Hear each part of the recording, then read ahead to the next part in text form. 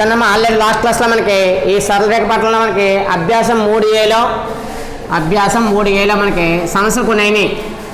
ఈ అభ్యాసం 3A ఈ 3Aలో మనకి ఎక్కడి వరకు అయింది? రామన్ 2లో 7వ సమస్య వరకు వచ్చాం. రామన్ 2లో 7వ సమస్యలో మనకి మొదటి పాయింట్ చూడమ్మా. 7వ సమస్యలో మొదటి పాయింట్ అయింది. 2వ పాయింట్ చూడండి. 2వ పాయింట్ వేరే అసలు క్వశ్చన్ ఏమి ఇచ్చారు చూడండి సారి. క్వశ్చన్ ఏంటంటే సరళ రేఖ ధన యక్షక్షం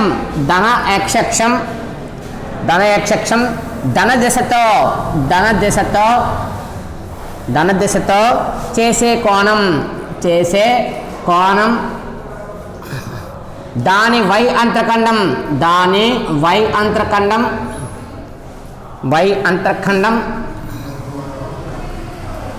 క్రింద ఇచ్చాం.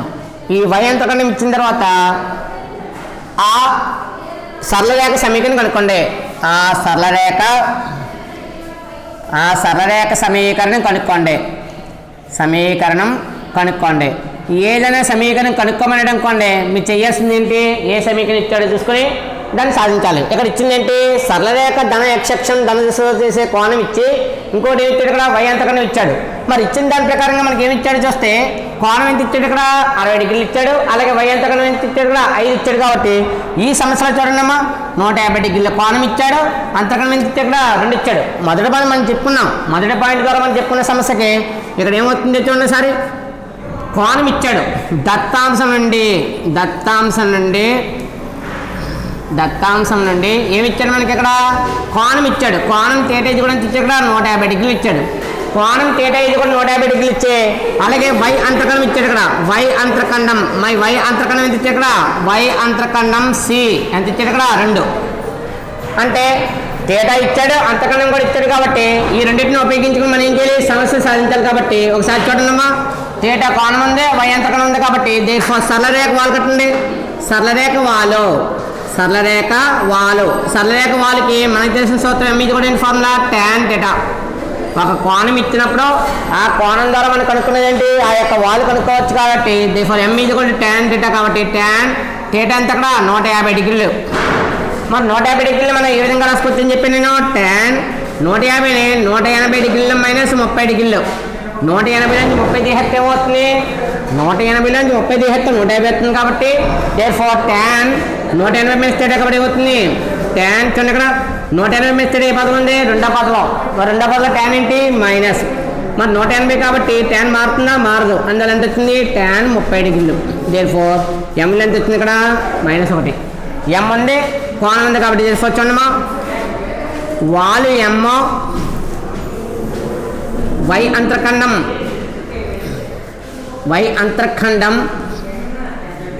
అంతర్ఖండం సిగా కలిగిన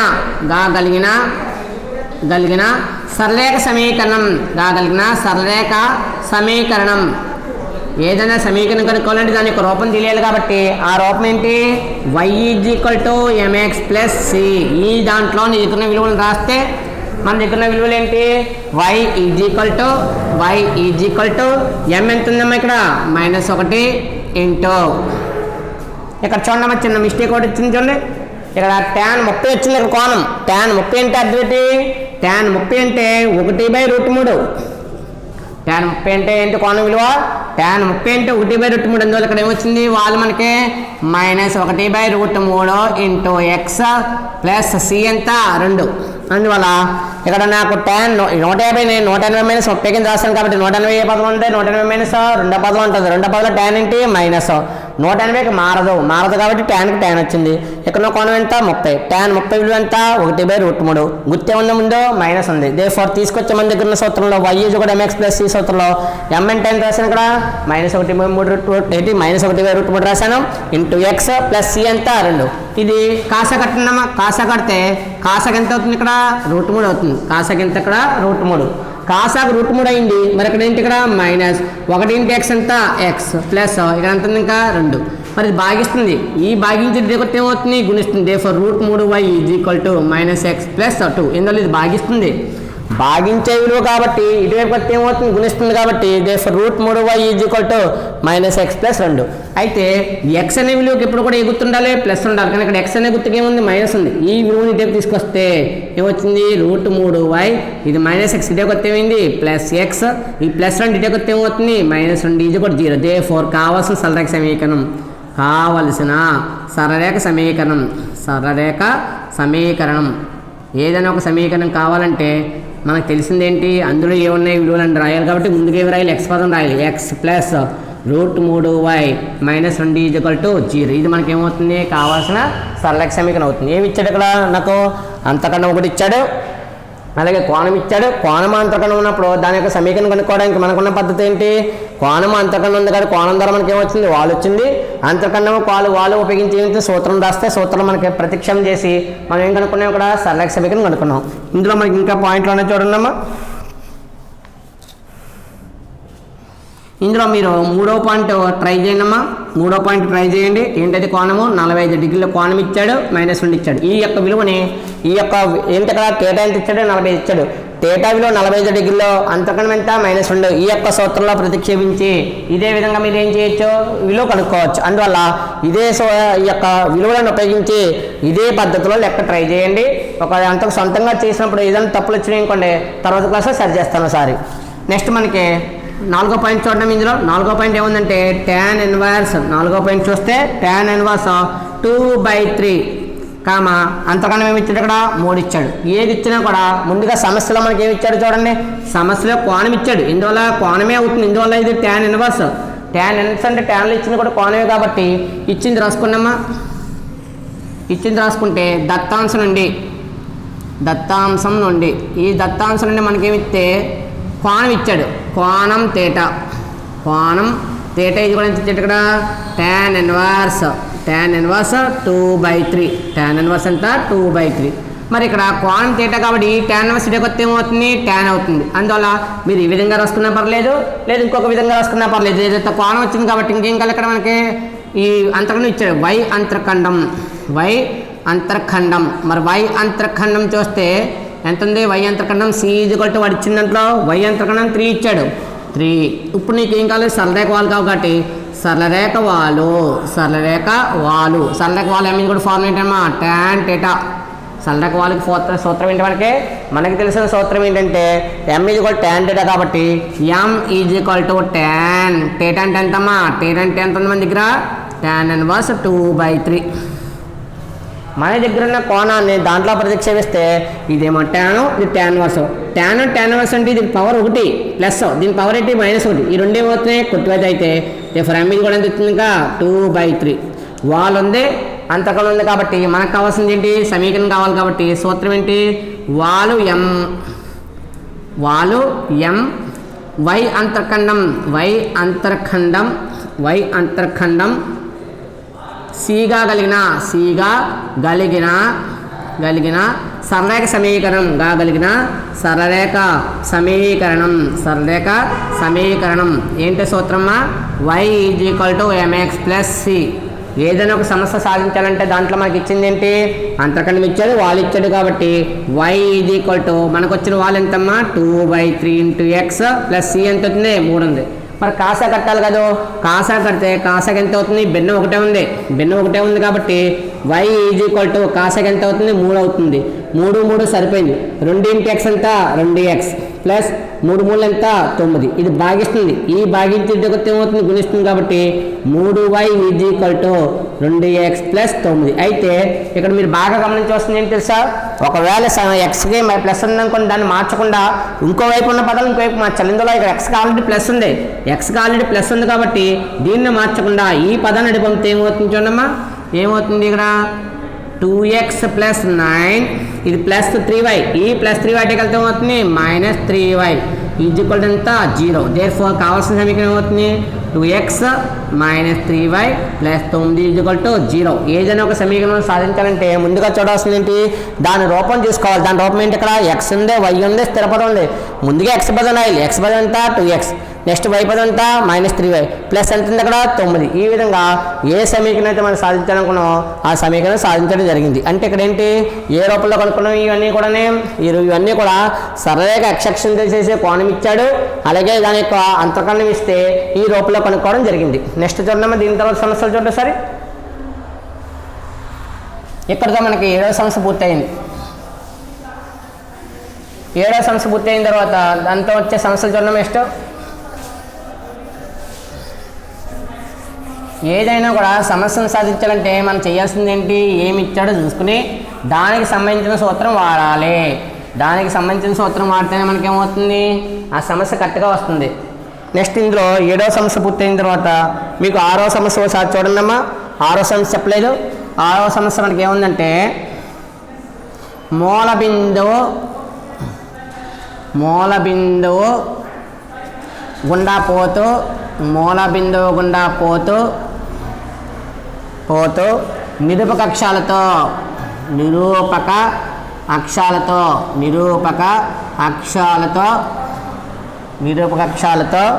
సమాన కోణాలు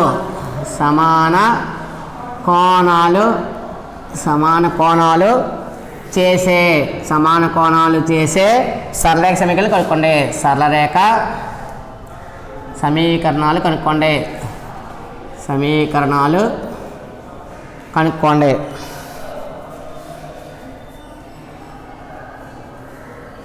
ఒక సమస్యను మనం సాధించాలంటే దాంట్లో మనకి ఏమి ఇచ్చాడో తెలియాలి. ఇక్కడ ఏమి ఇచ్చాడు చూడమ్మా.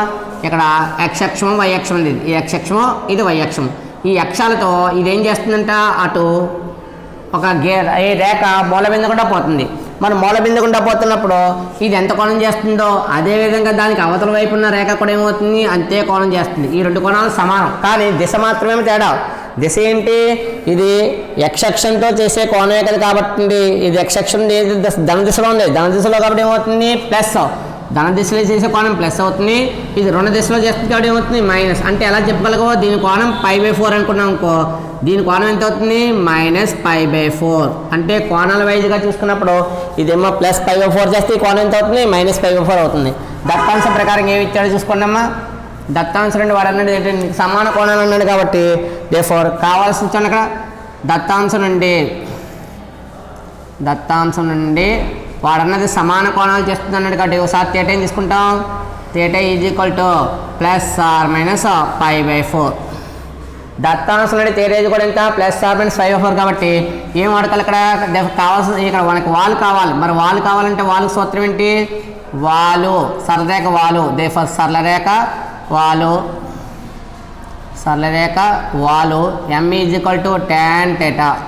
Therefore m tan θ. ఒకసారి ప్లస్ చేసుకునే మైనస్ చేసుకునే ఒకటే వస్తుంది కాబట్టి ఇక్కడ ఏ గుర్తుతుంది, ఇది ±π/4. అయితే ±π/4 అనేది అప్లై చేసినప్పుడు ఒకసారి ప్లస్ అయితే ప్లస్ వస్తుంది, మైనస్ అయితే మైనస్ వస్తుంది. కాబట్టి ఈ విలువ ఏది ఉంటుంది, tan సూత్రం మనకి ఏం చెప్తుంది, tan మైనస్ ఉందనుకో మైనస్ వచ్చేస్తుంది బయటికి. tan మైనస్ ఉంటే మైనస్ బయటకు వస్తుంది, అందువల్ల tan θ. అందువల్ల tan -tan θ కాబట్టి ఇది ప్లస్ ఉంటే ప్లస్ వస్తుంది, మైనస్ ఉంటే మైనస్ కాబట్టి +tan π/4. దేర్ఫోర్ చివరిగా m ఇది కూడా ఎంత వచ్చింది +1. అంటే ఆ యొక్క విలువ ఏమొచ్చింది ఇక్కడ +1. అయితే మూల బిందువు గుండా పోయే సరళరేఖ సమీకరణం, మూల బిందువు గుండా పోయే సరళరేఖ సమీకరణం, సరళరేఖ సమీకరణం. నీకు మూల బిందువు గుండా పోయే సరళరేఖ సమీకరణం అడిగాడు కాబట్టి మూల బిందువు గుండా పోతున్నప్పుడు ఏమవుతుంది, y అంతకనే ఉండదు. అందులో y ఇది కూడా ఎంత ఇంకా mx. ఈ ప్లస్ c దగ్గర ఏంటి 0, అందులో ఇంక ఇది ఉండదు. ఎందుకు ఉండదు, మూల బిందువు కూడా పోతుంది. మన మూల బిందువు కూడా పోతున్నప్పుడు c ఏంటి 0, c 0 కాబట్టి c రాయవలసిన పని లేదు. దేర్ఫోర్ y m ఎంత వచ్చిందమ్మా +or-1 × x. అయితే ఈ +or-1 ఒకసారి తీసుకుంటే ఏమవుతుంది, దేర్ఫోర్ y ఒకసారి +x లేదా ఒకసారి ఏంటిది y -x. అయితే ఈ ప్లస్ బయటకి వెళ్తే ఏమవుతుంది -y కాబట్టి దేర్ఫోర్ x - y 0 లేదా రెండో సమీకరణం ఏంటి, ఇది -x. ఈ మైనస్ ఎక్కితే ఉంది ప్లస్ అయింది. Therefore x + y 0. అంటే ఏంటి, నిరూపక అక్షాలతో సమానాంత కోణాలు చేసే ఏదైతే అక్షరం సమీకరణం కావాలన్నాడో ఆ సమీకరణం వచ్చింది x - y 0 వచ్చింది. మరి ఇంకోటి ఏమొచ్చింది x + y 0. ఈ రెండింటిని క్రోడీకేస్తే ఏమవుతుంది for x plus or minus y is కూడా 0 ఒకసారి ప్లస్ ఉంది ఒకసారి మైనస్ ఉంది కాబట్టి రెండింటిని కలిపితే ఏమైంది x plus or minus y is కూడా 0. ఇక్కడతో మనకి ఏ సమస్య అయింది 6వ సమస్య పూర్తి అయింది. తర్వాత సమస్య ఉండమా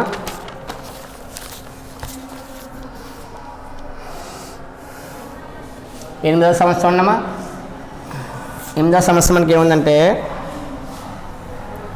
-4,5 ద్వారా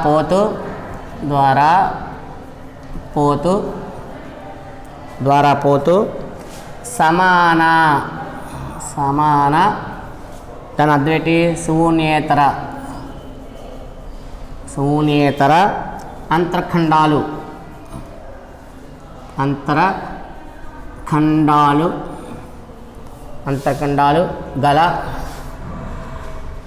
గల సరళరేఖ సమీకరణం కనుక్కోండి. సరళరేఖ సమీకరణం కనుక్కోండి. సమీకరణాన్ని ఇంపార్టెంట్ అమ్మా. సమీకరణాన్ని కనుక్కోండి. ఏదైనా సమీకరణం మనం కనుక్కోవాలనుకోండి వాడు ఇచ్చింది ఏంటి ఇక్కడ ఒక బిందువు గుండా పోతుంది అన్నాడు. ఏమన్నాడు అక్కడ సమానాంతరఖండాలు అండి. సమానం అంటే అర్థమేంటి రెండు కూడా సమానమే. ముందుగా సమీకరణం తీసుకోవాలంటే ముందు అంతర్ఖండాలు కావాలి కదా. దేఫర్ సరళరేఖ అంతర్ఖండాలు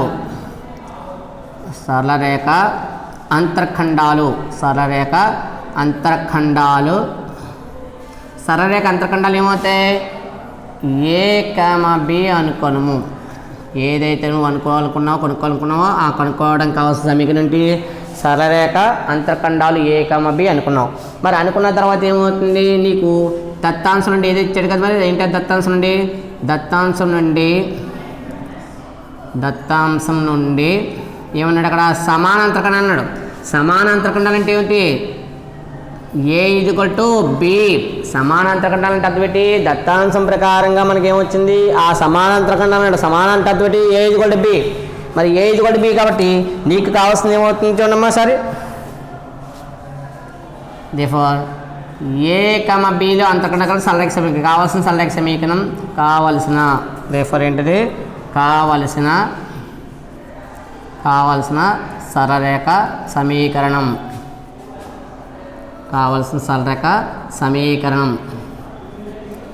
సమీకరణం ఏమవుతుంది చూడమ్మా x/a + y/b ఇది కూడా ఎంత ఒకటి. ఇందువల్ల కావాల్సిన సరళరేఖ సమీకరణం నీకు ఏ రూపంలో ఉంటుంది అంతర్ఖండాలు అన్నాడు కాబట్టి అంతర్ఖండ రూపాలను తీసుకోవాలి. మరి అంతర్ఖండాలు ఉన్న రూపాలు ఏంటి x/a + y/b ఇది కూడా ఒకటి. ఇందువల్ల ఇది సరళరేఖ అంతర్ఖండ రూప సమీకరణం కాబట్టి అంతర్ఖండ రూపంలో తీసుకున్నాం.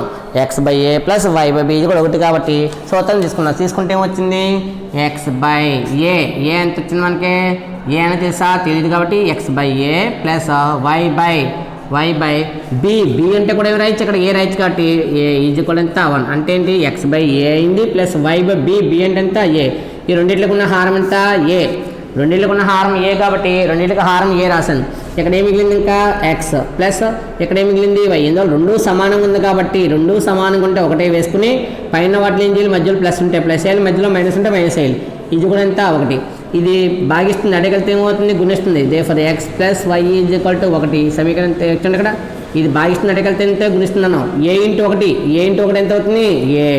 ఇది కూడా సమీకరణం ఇది ఒకటి అనుకున్నాం. అంటే ఇది భాగించే విలువ అటుకెళ్తే గుణిస్తుంది కాబట్టి దేఫర్ x + y కూడా ఎంత ఏ అయింది. ఇప్పుడు ఇది ఏం చేస్తున్నాను ఈ యొక్క సమీకరణం దేనికుండా పోతున్నాడు పై -4,5 కాబట్టి చూడండి పై సమీకరణం దేనికుండా పోతుంది -4,5 గుండా పోతుంది. కావున మరి గుండా పోతుంది అంటే ఏమవుతుంది బిందువుని దాని మీద రాయాలి. దాని మీద రాయడం అంటే అర్థమేంటి ఎక్స్ అనేది ఎంత రాయాలి -4 రాయాలి. -4 రాసాం. నెక్స్ట్ ఇదే -4 ప్లస్ y ఎంత 5 ఇది కూడా ఎంత ఉంది ఏ ఉంది. దేఫర్ ఏ ఇది కూడా చూడమ్మా 5 నుంచి 4 పోతే ఎంత 1 5 నుంచి 4 పోతే 1 కాబట్టి దేఫర్ ఏజ్ కూడా ఎంత వచ్చింది 1 వచ్చింది. దేఫర్ ఇక్కడ మనకి ఏం కావాలి దేఫర్ కావాల్సిన సరళరేఖ సమీకరణం దీంట్లోనే ఈ విలువను 1లో రాస్తే స్మాల్ ఏ విలువను సమీకరణం 1లో రాయగా వ్రాస్తే ఏమొచ్చింది చూడమ్మా రాస్తే చూడండి x + y = ఏ ఎంత 1. అయితే సమీకరణం అంటే ఎప్పుడు కూడా కుడివైపు ఉండకూడదు. ఆ సంఖ్య ఎడవైపు రావాలి కాబట్టి ఈ విలువని తీసుకొస్తే ఏమవుతుంది దేఫర్ కావాల్సిన సరళరేఖ సమీకరణం కావలసిన సరళరేఖ సమీకరణం కావాల్సిన సరళరేఖ సమీకరణం చూడమ్మా ఎక్స్ ప్లస్ వై ఇది +1 ఈ +1 అంటే కొత్త ఏమవుతుంది -1 ఇది కూడా 0 ఇది మనకి ఏమవుతుంది కావాల్సిన సరళరేఖ సమీకరణం. అయితే ఈ సమస్య చాలా ఇంపార్టెంట్. ఎందుకు మనకి పబ్లిక్ క్వశ్చన్స్లో మనకి ఎక్కువగా ఈ అంతర్ఖండాల మీద ఇస్తున్నాడు. అంతర్ఖండాలు మొత్తం కానీ అంతర్ఖండాలు లబ్ధం కానీ లేదా అంతర్ఖండాల సమానమైతే లేదా అంతర్ఖండాల నిష్పత్తి ఇలా ఏ మోడల్ ఇచ్చినా కూడా ఈ యొక్క సమస్యలు మనకు చాలా ఇంపార్టెంట్. అందువల్ల ఈ సమస్యలను కొంచెం 2-3 సార్లు చూసుకోండి. నెక్స్ట్ సమస్య ఉండమా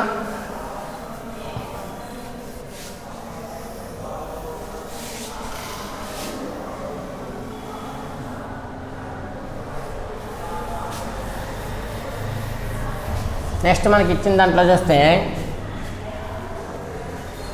9వ సమస్య చూద్దాం. 9వ సమస్య మనకి -2,4 ద్వారా పోతూ బ్రాకెట్లో శూన్యేతర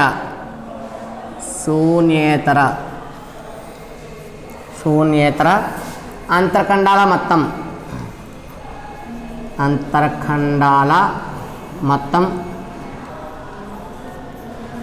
మొత్తం 0 అయ్యే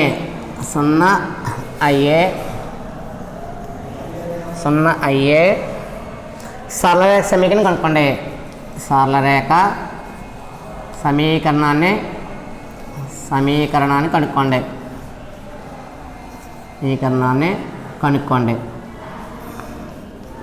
ఇక్కడ మనకి ఇచ్చిన సమస్యలు ఏముంది వాడు ఆ బిందువు గుండా పోతూ దాని అంతర్ఖండాలు మొత్తం 0 అన్నాడు. కాబట్టి ఈ యొక్క ముందు సమస్య మనం ఏం చేసాము అదే సమస్య మీద వెళ్తుంటే ఏమవుతుంది సరళరేఖ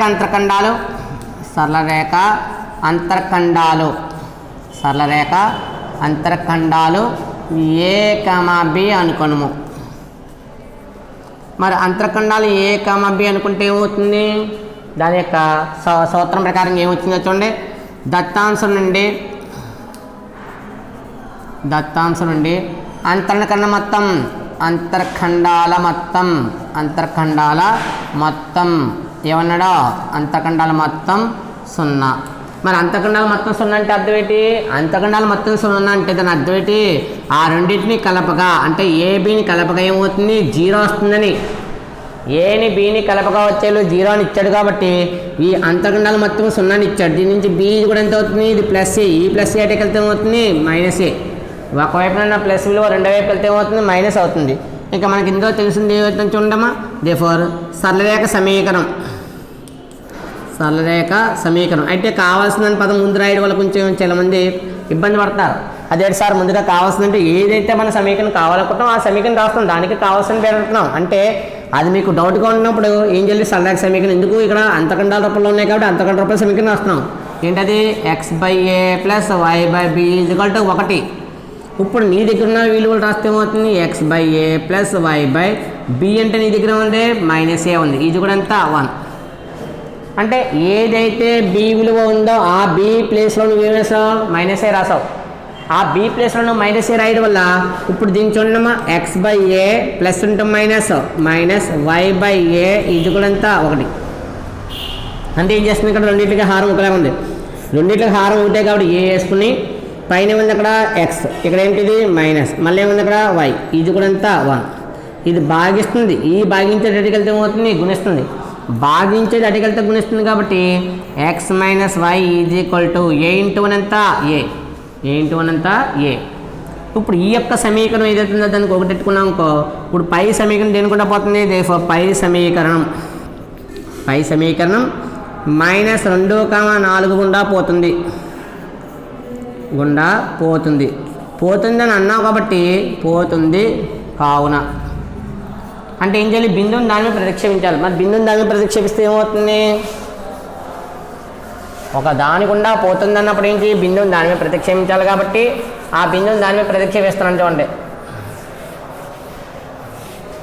ఈ యొక్క బిందువుని దీని మీద రాస్తే ఏమవుతుంది x అంటే ఎంత -2 x అంటే -2 నెక్స్ట్ x అంటే -2 y ఎంత ఉంది అక్కడ 4 ఇది కూడా ఎంత a therefore A equal to 2 కూడా మైనస్ ఉంది, మరి 2 మైనస్ అంటే ఏమవుతుంది, కలపాలి, కలిపితే ఏమవుతుంది -6. దేర్ఫోర్ ఏ కూడా ఎంత వచ్చింది, ఇక్కడ -6 వచ్చింది.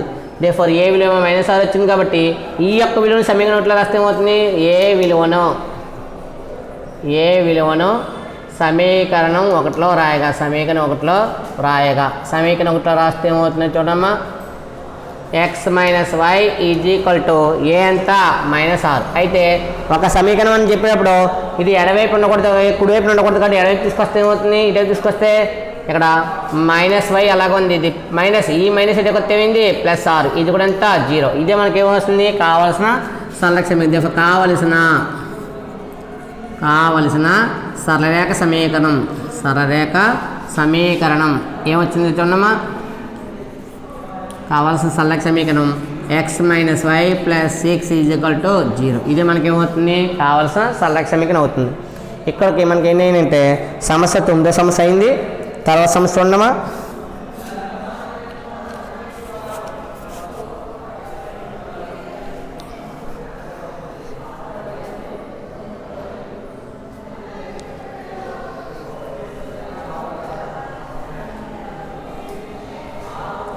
తర్వాత సమస్య వస్తే ఏమవుతుంది, తర్వాత సమస్య మనకి రోమన్ 3, ఎక్కడితో మనకి రోమన్ 2 పూర్తయింది. రోమన్ 3 చూడమ్మా, రోమన్ 3లో మనకి మొదటి సమస్య ఉంది. మొదటి సమస్య ఏంటి, 3, -4 ద్వారా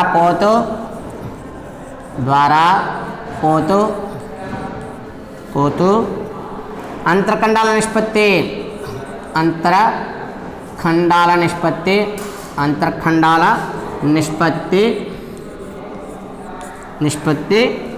2:3 అయ్యే సరళరేఖ సమీకరణం కనుక్కోండి. సరళరేఖ సమీకరణాన్ని కనుక్కోండి. ఏ పద్ధతికి ఆ పద్ధతిలో లెక్క చేయాలి తప్ప అన్నిటికీ ఒకటే వాడేయకూడదు. అది సమానం అంటే సమానం వాడాలి. ఇక్కడ అంతకన్నా నిష్పత్తి అంటే అంతకన్నా నిష్పత్తి వాడాలి. ఇక్కడంటే అంతకన్నా మొత్తం అంటే ఆ మొత్తం వాడాలి. దేనికైనా నువ్వు తీసుకునేది ఏంటి, ఆ సమీకరణంకి ఏం అవసరమో అంతరఖండాలు అవసరం కాబట్టి దేర్ఫోర్ సరళరేఖ అంతరఖండాలు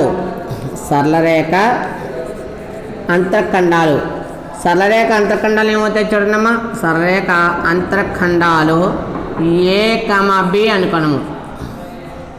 అంతరఖండాలు ఏమనుకున్నాం, AB అనుకున్నాం. మరి అంతరఖండాలు AB అనుకుంటే ఏమవుతుంది, ఈ అంతరఖండాలు A, B తెలిసినాయి కాబట్టి ఈ యొక్క నీకేమిచ్చాడు, ఇక్కడ నిష్పత్తి ఇచ్చాడు దత్తాంశం నుండి ఏమిచ్చాడు, ఇక్కడ దత్తాంశం నుండి ఏమిచ్చాడంటే అక్కడ అంతరఖండాల నిష్పత్తి, దత్తాంశం నుండి అంతరఖండాల నిష్పత్తి ఎంత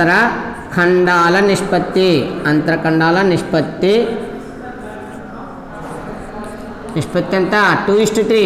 మరి నిష్పత్తి అంటే అది పెట్టి ఆ రెండు విలువలను నిష్పత్తి అంటే A:B చేస్తే, ఏని బీని ఇష్టు చేస్తే ఏమొచ్చింది, ఇక్కడ 2:3 వచ్చిందంట.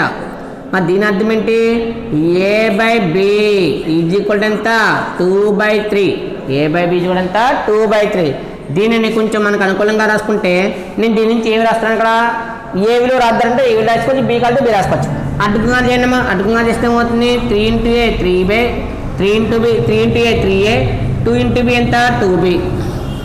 దీంట్లో నాకు ఏం కావాలనుకున్నాను, నేను B విలువ కనుక్కుందాం అనుకున్నాను. అంటే B బదులు రాద్దాం అనుకుంటున్నాను. B బదులు అయితే B బదులు రాసుకోవచ్చు, A బదులు అయితే A బదులు రాసుకోవచ్చు. కాబట్టి B విలువ రాద్దాం అనుకుంటే ఏమవుతుంది, ఇక్కడ గుణిస్తుంది, 2 ఇటకొస్తే ఏమవుతుంది, భాగిస్తుంది. దట్ ఇంప్లైస్ ఏమవుతుంది, ఇక్కడ B ఈజ్ ఈక్వల్ టు ఇది గుణిస్తుంది, 2 ఇటకొస్తే ఏమవుతుంది, భాగిస్తుంది. కాబట్టి దేర్ఫోర్ ఏమవుతుంది, ఇక్కడ 3A/2 అంటే ఏ విలువ కనుక్కున్నాక నేను సమ్ స్మాల్ b అనే విలువ కనుక్కుంటాను. ఇంటి ఇక్కడ గుణిస్తుంది, గుణించే విలువకి ఏమవుతుంది, భాగిస్తుంది. దేర్ఫోర్ B కూడా అంతా 3A/2 వచ్చింది. ఈ యొక్క విలువను మనకు కావాల్సిన దాంట్లో వేయాలంటే ముందు ఏం కావాలి, సమీకరణం కావాలి. కాబట్టి చూడమ్మా, దేర్ఫోర్ సరళరేఖ సమీకరణం ఏమొస్తుందో చూడమ్మా. సరళరేఖ సమీకరణం ఏంటది, x/a + y/b is equal to 1. ఇందులో నీకు కావాల్సింది రాస్తే x/a + y/b. b అంటే ఎంత వచ్చింది, 3A/2. అయితే కింద భిన్నం ఉంది. కింద భిన్నం అంటే ఏమవుతుంది, ఒక హారంలో భిన్నం ఉంటే భిన్నం తిరగబడుతుంది.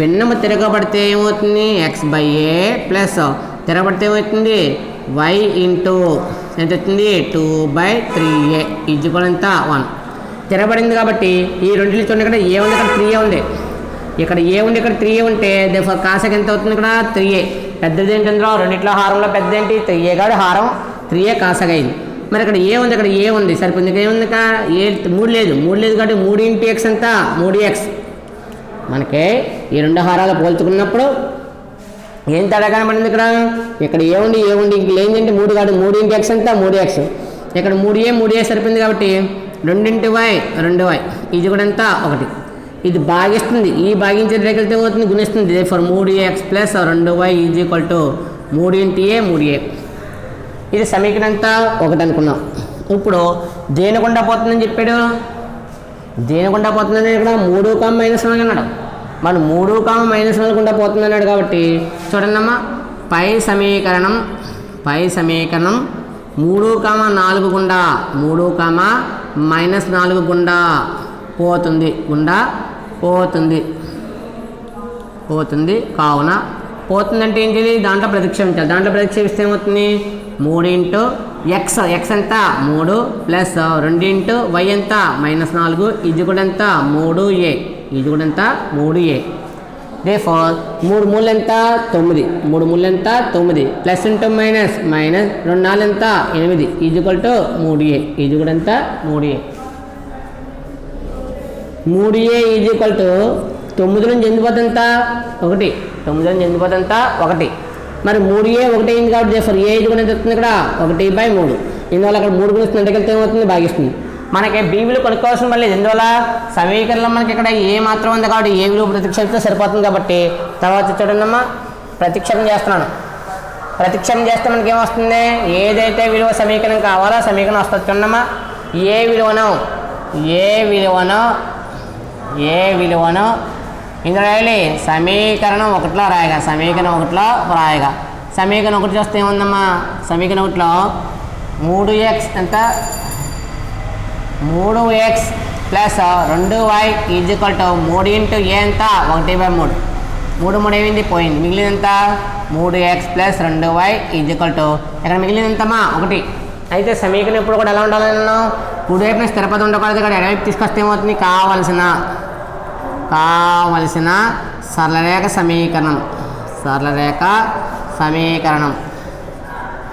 కావాల్సిన సరళరేఖ సమీకరణం వచ్చింది 3x ప్లస్ 2y ఇది +1 ఇంటి కొత్త ఏమవుతుంది -1 ఈజ్ ఈక్వల్ టు 0 ఇదే మనకేంటి కావాల్సిన సరళరేఖ సమీకరణం ఒక సమీకరణం మనం కనుక్కోవాలంటే ముందుగా మనకి అందులో ఏమి ఇచ్చాడో కొంచెం దాని కొంచెం 2-3 సార్లు చదువుకుంటే మనకి సమస్య అర్థమవుతుంది సమస్య అర్థమైతే మనం ఏం చేయొచ్చు సమస్యను సాధించవచ్చు అర్థనా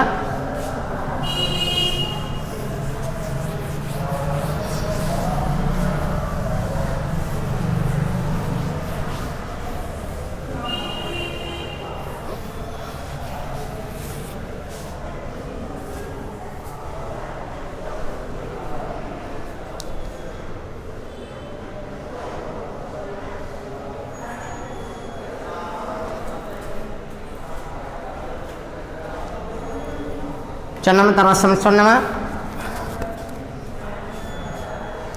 తర్వాత సమస్య మనకి రెండో సమస్య ఉన్నామా ఇందులో మూడో దాంట్లో రెండోది 4, -3 బిందువు ద్వారా పోతూ 1, 1,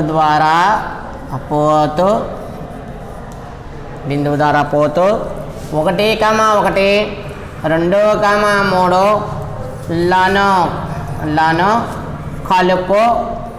లను కలుపు రేఖకు సమాంతరంగా ఉండే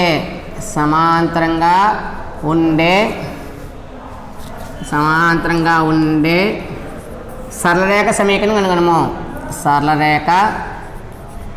సమీకరణము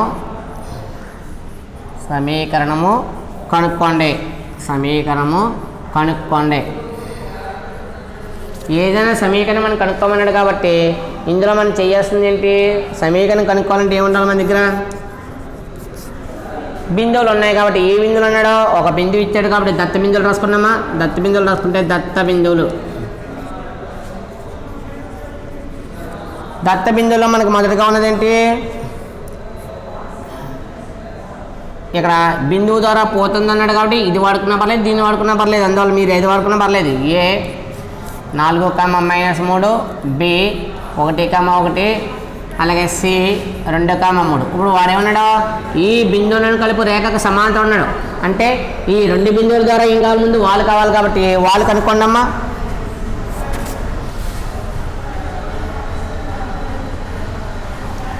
బీసీ బార్కు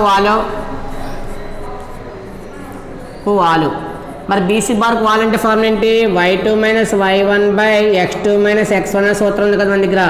ఈ యొక్క సూత్రంలో బి ఎంత x1 y1 b2 ఎంత సి ఎంత అవుతుంది x2 y2. అంటే మనకి ఏ బిందువులు అయితే ఇచ్చాడో ఆ బిందువులు తీసుకున్నాం.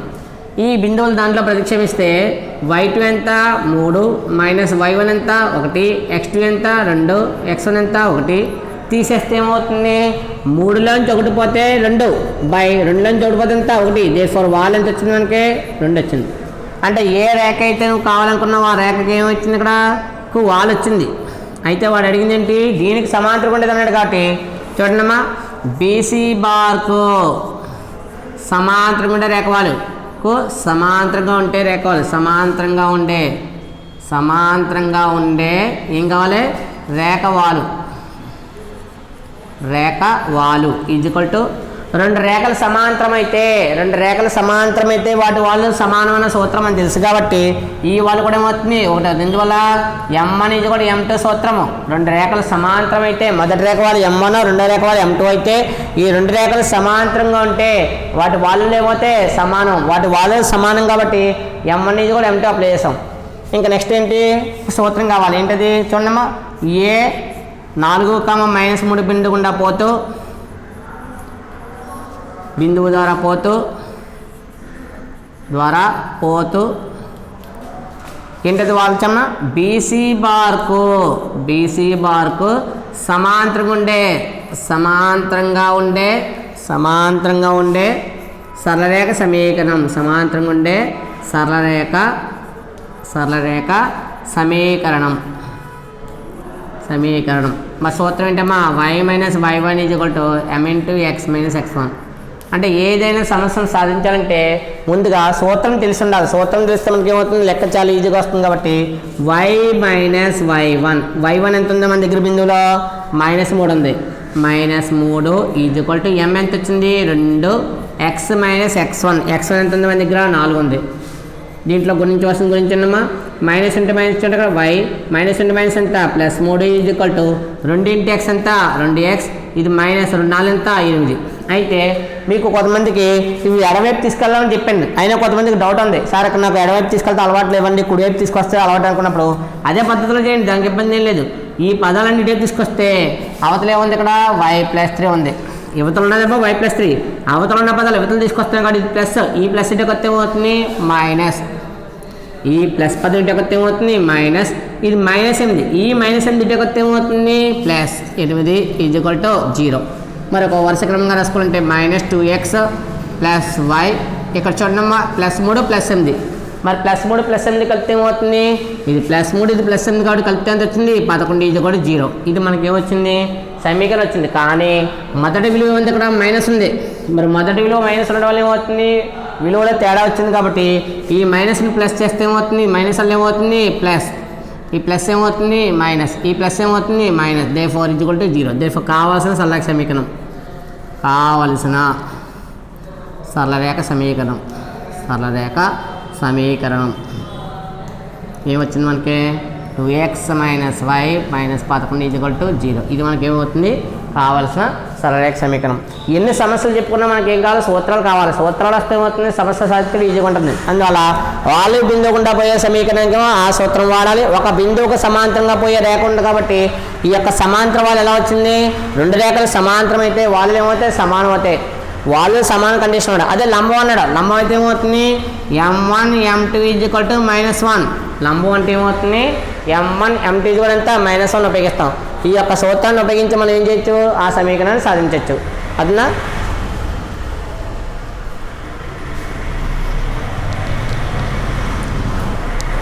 సూత్రాల గురించి బాగా చదవండి. సూత్రాలు బాగా చదివితే మీకు సమస్య సాధించే చాలా ఈజీగా ఉంటుంది. సూత్రాలు సాధించడం మట్టి మనకి ఏంటంటే చదవడమే ఎక్కువ 2-3 సార్లు ఏంటంటే సూత్రాలు చదవడం రాయడం చేస్తుంటే మనకు సమస్యలు చాలా ఈజీగా ఉంటాయి.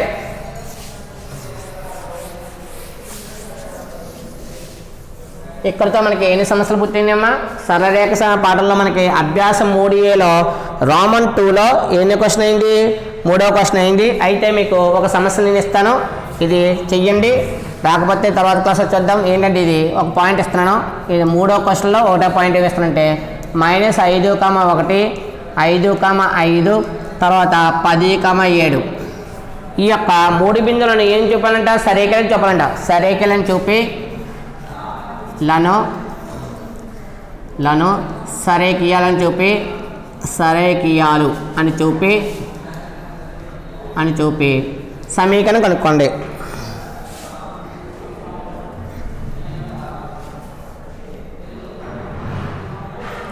చూపి వాటిని కలిగి ఉండే సరళరేఖ సమీకరణం కనుక్కోండి. కలిగి ఉండే సరళరేఖ